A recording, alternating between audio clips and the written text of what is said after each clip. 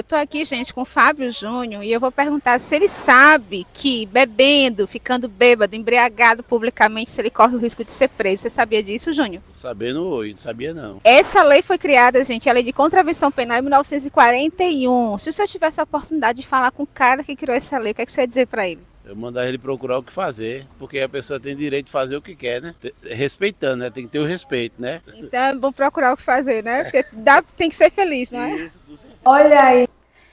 Pois é, gente, tá vendo aí a fala do Fábio Júnior? Isso não é loucura, Fábio Júnior não está embriagado, eu também não enlouqueci, é isso mesmo. Existe uma lei que proíbe a embriaguez pública. E se você estiver embriagado ou embriagada e ainda fazer aquele barraquinho, você vai ser punido por isso. Essa lei é a lei de contravenção penal. Ela foi criada em 1941. E aí, como o Fábio disse, né? Se você tivesse a oportunidade de falar com o legislador, o que é que você dizia? Vá procurar o que fazer. As pessoas precisam ser felizes, devem ser felizes. Doutor, o que é isso? O que é uma contravenção penal? Contravenção penal basicamente é uma conduta vedada pela lei, só que não é crime. No crime a gente tem uma punição mais severa, no caso a gente tem a possibilidade de pena privativa de liberdade com o regime fechado. Já na contravenção penal não há essa possibilidade, porque a gente tem uma pena mais branda. No caso, a contravenção serve para punir as condutas que são socialmente reprováveis, mas que têm uma reprovação menor do que o crime. É o chamado crime menos grave, né? Que antigamente Isso. chamava, não é crime, é uma infração penal, como o doutor está colocando aqui, mas antigamente era chamado de crime menos grave, né? Isso. Essa gravidade, doutor, se refere à questão do dano causado, ou seja, é mais grave quando provoca maiores danos, menos grave quando provoca menos danos, é isso? Isso mesmo.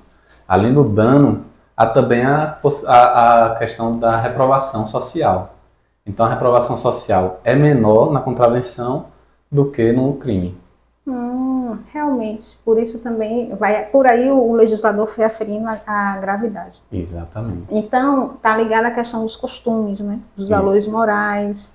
Aí seria essa a diferença entre contravenção penal e um crime, seria a pena, né? A pena mais dura, menos dura, crime mais grave, menos grave, e também a relevância social, de maior relevância, no caso o crime, por isso mais grave, né? Isso. E de menor relevância, a contravenção penal. Exatamente. Acertei? Acertou, Oh, certinho. vou tirar nota 10. E é professor, hein, gente? Doutor, sobre a embriaguez, é isso mesmo? A pessoa pode ser punida por estar embriagada publicamente. Essa lei ainda está em vigor? Ainda está em vigor essa possibilidade da pessoa ser conduzida e apenada por estar embriagada em público. Não é estar embriagada dentro de casa, mas assim, se você está embriagado em público, aí a gente para pensar nas possibilidades de embriaguez pública hoje são infinitas. E existem festas, carnavais, São João, várias festas da vida que a pessoa fica totalmente embriagada. Exatamente. Agora imagine, porque a lei também diz, se eu estiver errada, por favor, me corrija, doutor, que se essa pessoa provocar escândalo, né? Agora imagine o que era escândalo lá em 1941, Sim. não deve ser mais o mesmo escândalo que hoje, 2024. Com certeza não. Antigamente, eu não sei se a gente consegue precisar com absolutidade. As coisas eram muito diferentes. Antigamente, namoro era pegar na mão. Antigamente, embriaguez, como a gente está vendo agora, na rua era absurdamente reprovável. Coisa de marginal, como as pessoas diziam. Exatamente. Homem andava de chapéu, mulher só andava de vestido. E escândalo era mostrar a barriga grávida, sair na rua com a barriga de fora. Isso. Era mulher usar biquíni na praia. Antigamente era tudo muito diferente. E a gente vai para os anos 40. Nos anos 40 era uma sociedade completamente diferente do que tem hoje. Era menos liberdade, era mais restrição, era muita coisa diferente. E a gente hoje consegue perceber o absurdo que é essa lei, porque nossos costumes mudaram. Isso. No caso, a lei fala também, gente, né? A lei de contravenção penal, nesse artigo 51, né, doutor? Vamos para a cola, viu, minha gente? Que é muito artigo, é muita coisa. E eu não tô aqui, viu? Acho que é o 61. Depois eu confiro e a gente fala aqui. 61. 61, é isso? 51 é rifa. Isso. Esse artigo 61 que fala da embriaguez pública, ele diz também que se a pessoa colocar em risco a própria segurança ou a segurança de terceiros, no caso uma mãe hoje que se embriaga e que, por exemplo, deixa a criança exposta a risco, ela poderia ser enquadrada também nessa lei, mas hoje a gente tem o ECA, né, que tem maior força. Exatamente. Hoje a previsão do ECA tem muito mais força do que essa contravenção penal. Na época da contravenção penal, a gente não tinha essa ideia de que uma mãe se embriagar na frente dos filhos. Hoje, infelizmente, é um fato que acontece com muita frequência e há amparo, porque, infelizmente, há abandono de incapaz, há abandono de menor, há abandono, há violação dos direitos e, inclusive, em algumas medidas protetivas da minha área de trabalho, a gente entende que a pessoa não pode estar em ambientes com os filhos que não sejam saudáveis. Então, ambientes insalubres de forma alguma. Que esse insalubre seria, exatamente, ambiente com bebedeira, com álcool, né? Isso. Expor a criança a essa realidade. Agora a gente se pergunta, né? O direito penal realmente é a ferramenta adequada, gente, para combater um possível excesso de consumo de álcool? Bom, na minha perspectiva, o direito penal não é a ferramenta adequada para se coibir esse tipo de comportamento. A gente sabe que, infelizmente, como tem a pena super branda, não vai restringir a liberdade de ninguém, vai se aplicar uma pena irrisória, uma multa irrisória e a pessoa vai ficar em liberdade para praticar novamente a mesma conduta delituosa. Contudo, entretanto, todavia, acredito eu que a educação, a conscientização seja um papel... O caminho, né? Isso mesmo, o caminho, um princípio para resolver esse problema. Que, infelizmente, hoje a gente vive uma sociedade que exalta a embriaguez. Inclusive até um tratamento psicológico, né? Exato. Pode ter mais efeito, um tratamento psiquiátrico, depender do nível, né, de dependência do álcool, se já há uma dependência também. Isso. Às vezes foi só um excesso, por uma dor emocional, porque está com vontade mesmo de extravasar. Inclusive né? tem previsão nas leis de contravenção penal sobre o internamento compulsório das pessoas que são ébrias. Olha, o negócio agravou agora, gente. Quer dizer que isso tem um parágrafo O único, habitual, né? Que se for habitual a cachaçada, a embriaguez pública, a pessoa vai ser internada involuntariamente, isso não é isso? mesmo. Rapaz, o babado é grande, viu? Vocês coisa aí, é cuidado, séria. viu? Na hora de tomar o bom vinho, tomar boa cerveja, a pinga. Tá chegando Quem São gosta de beber se João. controle. São João do Vale, licor de genipapo é muito bom, gente. Cuidado aí, Eu viu? nem bebo. E bebida doce engana, né, doutor? Com Quando a certeza. gente vai bebendo docinho gostoso de repente, enfim, muito cuidado. E isso serve para as mulheres também, viu? Não é só para homem, não. É verdade. Doutor, a prisão, né? Porque a pena é de prisão simples. O que é isso? É chilindrol? O senhor acabou de dizer que esses casos eles são tratados no sistema jurídico, não pela justiça comum, mas vai para as pequenas G-crime. causas, né? Que a gente chama de G-crime. Isso. Mas vai realmente preso? Na época eu creio que sim, em 1941. Mas hoje a pessoa realmente vai Não. essa prisão simples? Eu queria que o senhor explicasse, por favor, o que é prisão simples e Ok. se de fato a pessoa vai para esse chilindrol ou não vai. Não, a prisão simples, ela determina que a prisão seja em regime semiaberto ou aberto, então a pessoa não fica encarcerada de forma alguma, ela não tem restrição de liberdade, e a gente tem a pena privativa de liberdade nos crimes e delitos, que são privativas de liberdade no sentido de que a pessoa vai para o regime fechado, vai para o regime semiaberto ou para o regime aberto, e essa é a diferença mais acentuada entre a contravenção e o delito. Gente, vamos ver aí a opinião de Cleison, viu? Que eu entrevistei lá na rua, no Direito ao Ponto, na praça. É muito boa a opinião de Cleison. Eu quero que vocês ouçam pela boca dele. Pode soltar. Você sabia que você pode ser preso por embriaguez pública? Bom, saber não sabia não, mas eu imagino que posso. E se tomar uma cervejinha, passar do limite, fazer aquele barraco, isso pode te dar um problema. Prisão simples, pagamento de multa. Estava ligado nisso? Sempre soube. E se você tivesse a oportunidade de falar com o cara que criou essa lei, lá em 1941, a lei de contravenções penais, o que é que você diria para ele? Não, primeiro eu ia lá em 88, desfazeria, né? Tudo lá com o Ulisses Guimarães. E é o seguinte, na verdade o Brasil, as leis, principalmente interiores, como esse, elas não existem, elas só estão ali no papel. Porque se ela existisse, estaríamos numa maravilha, numa paz, você nem imagina. Você não tem nem ideia. Agora, se essa moda pega, hein, haja cadeia para tanto bêbado. O que é que você acha? Olha, eu queria que a moda pegasse, porque assim, se levasse cerveja para delegacia, ah, Ficava melhor, né? Obrigada. Cleivson Cunha, gente, nosso parceiro de hoje aqui na gravação Direito ao Ponto na Praça. Olha aí, gente, a opinião de Cleison. Não tem problema ir preso por embriaguez, problema nenhum. O problema é chegar na delegacia e não ter uma cervejinha para tomar. E não vai ter. Mas é bom, Cleivson, você, muito obrigado por participar do Direito ao Ponto, que você não vai ficar encarcerado lá no Cinidrol, né? Vai não. Aí vai ter o quê? O SUSI, não é, doutor? Que é um instituto despenalizador, que é tipo um acordo após a... Não é isso? O senhor, isso explica melhor que eu. O SUSI é uma, tipo assim, uma outra opção, não é isso que o juiz dá, para que a pessoa não vá para o Cilindrol. Explica pra gente. Isso. O SUSI é basicamente a suspensão condicional do processo, ou seja, o seu processo vai ser suspenso, você não vai responder por ele, logo você não vai ter uma pena. Está livre da pena, você fica em liberdade.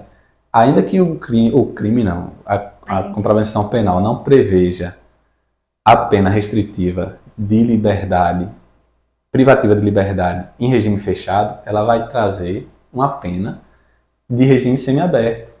E aí a gente pode fazer uma transação penal, um SUSI.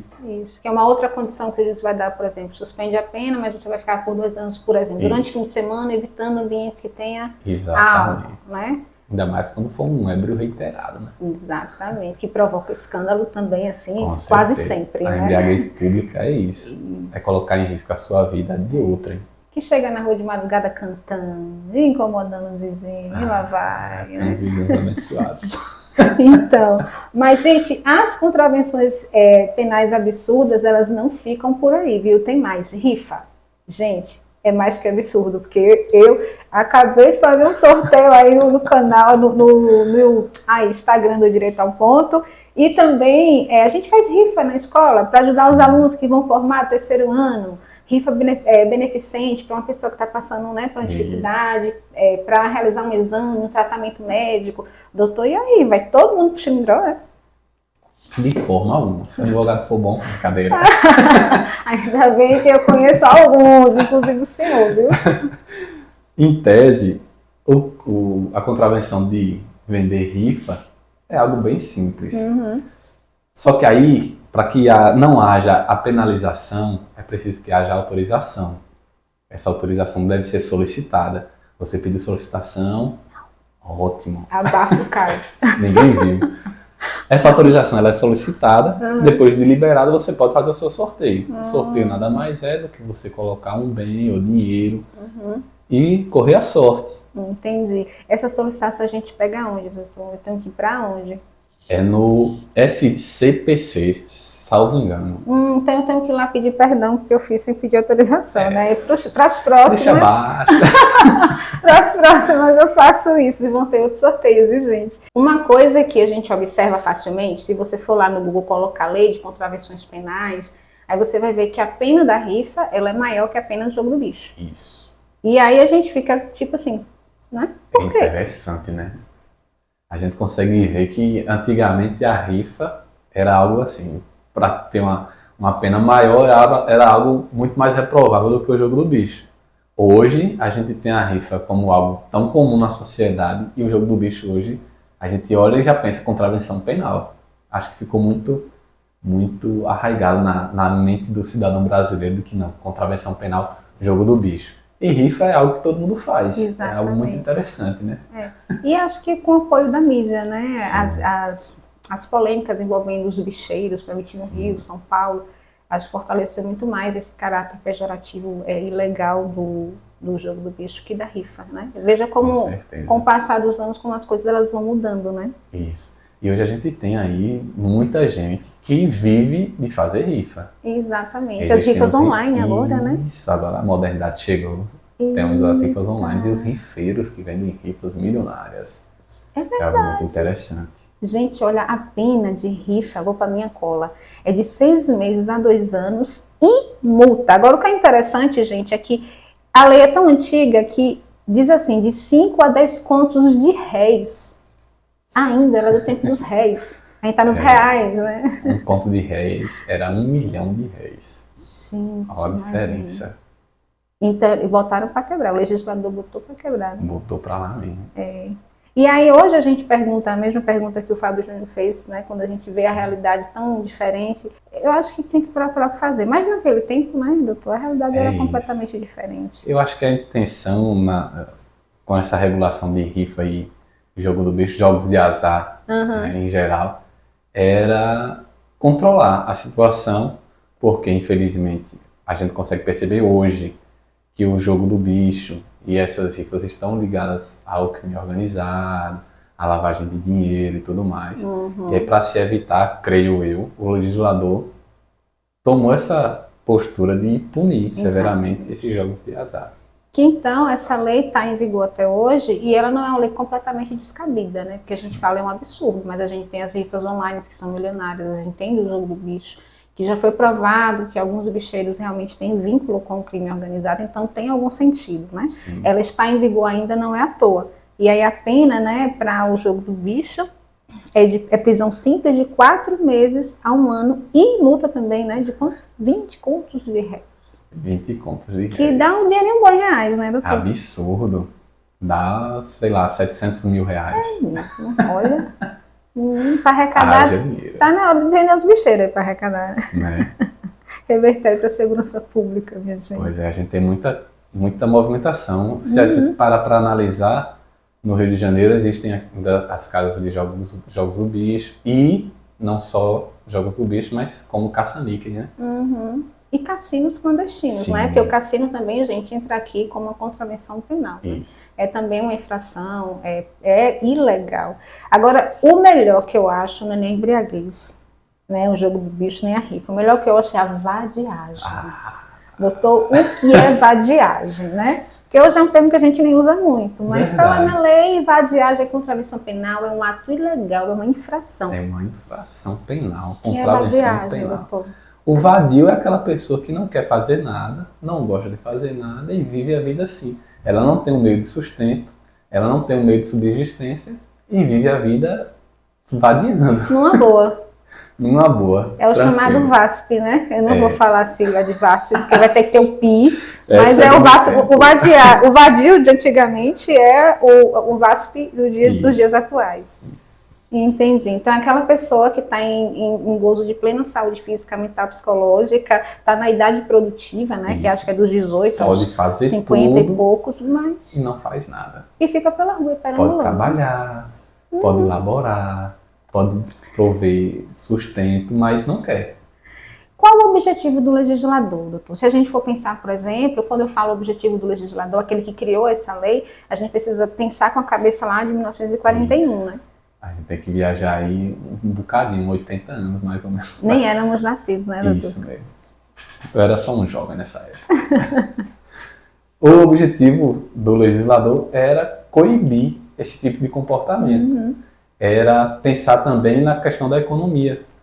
Era trazer esse jovem, essa pessoa em idade produtiva para a sociedade.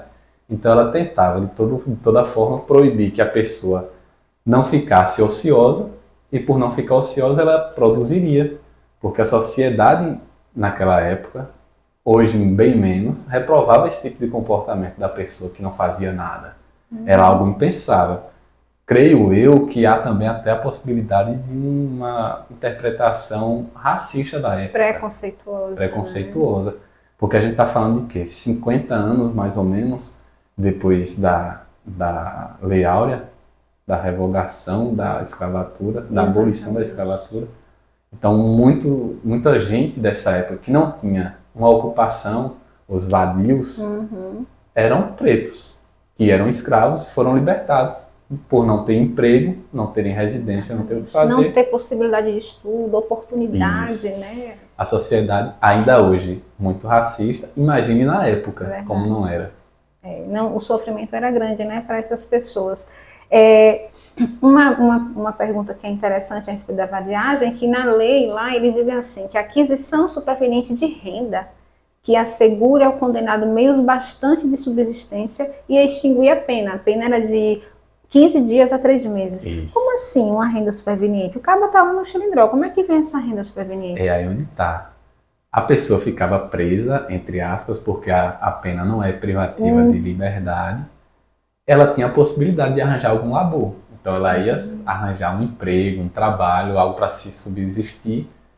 E acabava que uma coisa era diferente da outra, elas divergiam. Nós temos uma dicotomia muito clara aí. A pessoa está sendo presa por vadiagem e ela precisa arranjar um emprego para se livrar da pena. Há uma restrição aqui e há algo que libere aqui. Como a gente vai chegar a coordenar essas duas coisas? É muito complicado, principalmente para a época. Mas havia essa possibilidade, a pessoa conseguir um emprego, Um negro trabalho. pobre sem estudo, né? Isso. Que aí foi preso por vadiagem. Então vamos dizer que Beltrano foi preso por vadiagem, negro, pobre, sem oportunidade, sem estudo, quer trabalhar, mas não achava, mas foi preso por vadiagem. Isso. E aí ele vai para o semiaberto, ou seja, o aberto é que vai dormir, né? Passa o dia fora. O semiaberto. Passa o dia Isso, fora. então é isso que eu ia dizer. Isso. Passa o dia fora e dorme lá. Então, aí ele já está lá enquadrado. Passa o dia fora do xilindró, mas tem que dormir lá porque está no semiaberto. Aí se ele arranjar um emprego, né? Vamos dizer assim, Isso. ou um bico, mas que dê ele uma renda, aí ele se livra dessa pena. Exatamente. Não precisa ficar 3 meses, né? Indo dormir lá no xilindró. Exatamente. Aí a gente consegue perceber que é muito diferente. É algo que é absurdo a gente pensar isso hoje. Porque quando a gente vê a sociedade antigamente, como a gente fez um recorte aqui, de que a maioria da população que vivia nessa condição de vadio era o preto livre, a gente consegue entender que não há possibilidade dele sair desse cárcere, entre aspas, da punição.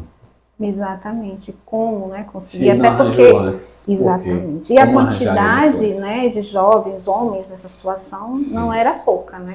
E tinha, como o senhor falou, racismo bastante arraigado na época, né?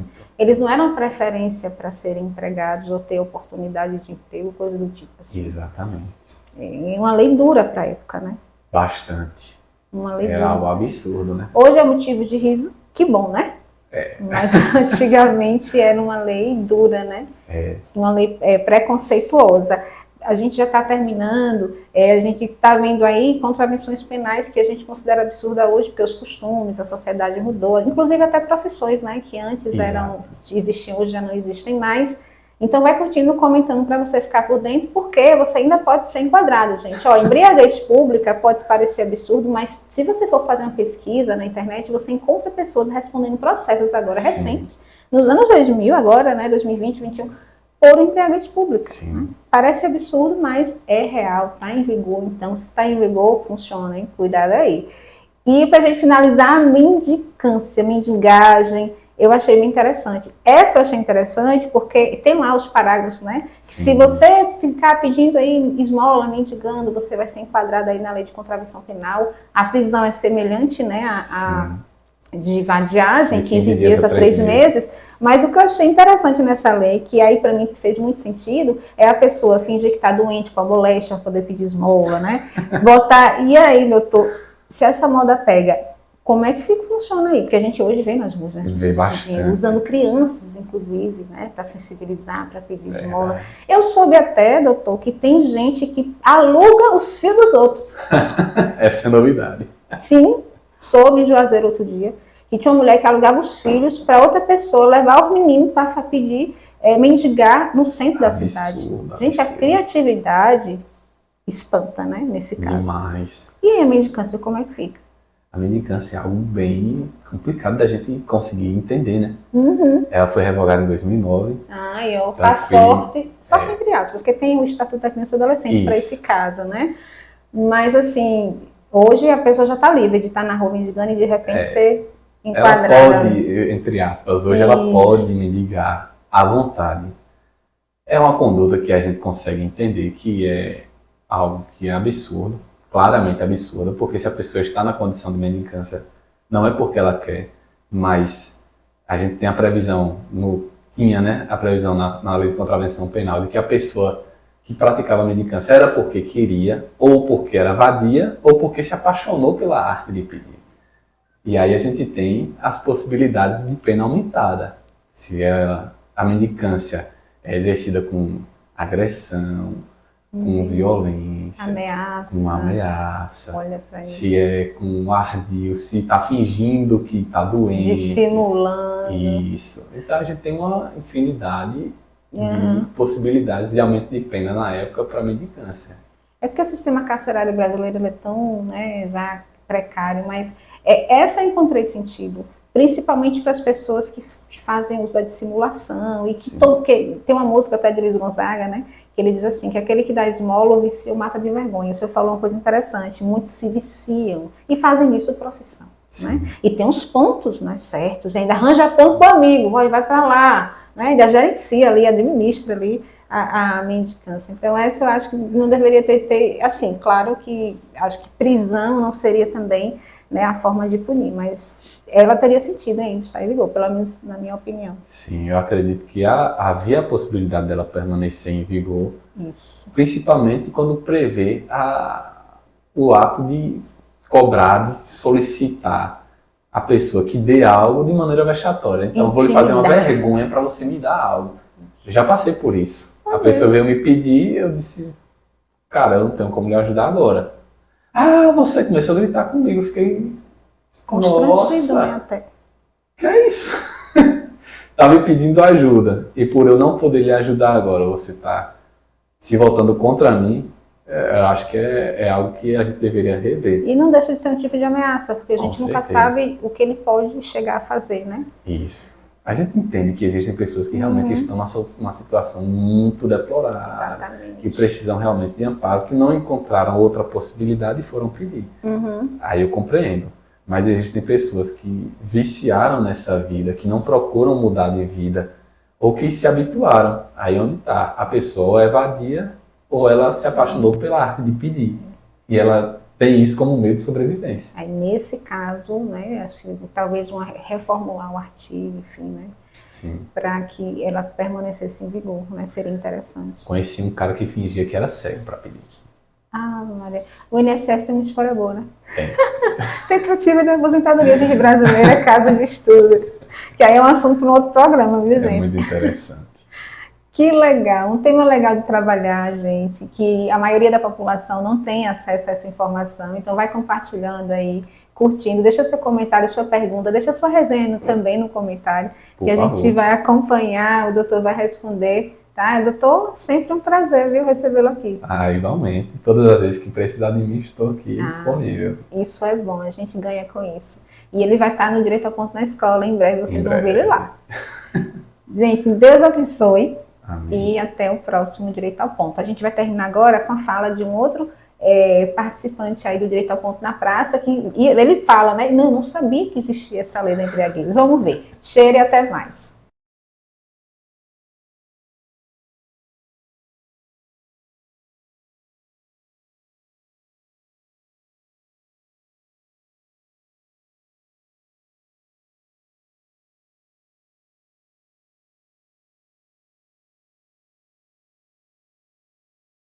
Yuri, você sabia que se você ficar bêbado publicamente, você pode ser preso? Não, não sabia. Se você tivesse a oportunidade de conversar com o cara que criou essa lei, o cara que tu dizia pra ele? Bom, sabendo agora que ela existe, eu acho que é um avanço e poderia ser discutida sobre essa lei, mas até para as pessoas ficarem sabendo, como eu não sabia, né? Então é importante saber, até para não correr o risco de estar afetando outras pessoas cometendo esse ilícito, né? Que a gente acaba de saber que... Exatamente. Inclusive tem gente respondendo processo atualmente porque foi pego embriagado publicamente e deu vexame, gente, fez barraco. Mas tem uma outra coisinha também, rifa. Aquela rifinha que a gente faz de sorteio na escola é também uma contravenção penal. Você sabia disso? Também não sabia. É uma lei também que eu desconhecia. Acho que por ser de baixo potencial, né? Também é uma lei que acredito que muitas pessoas também não conhecem. Exatamente, gente. É isso aí.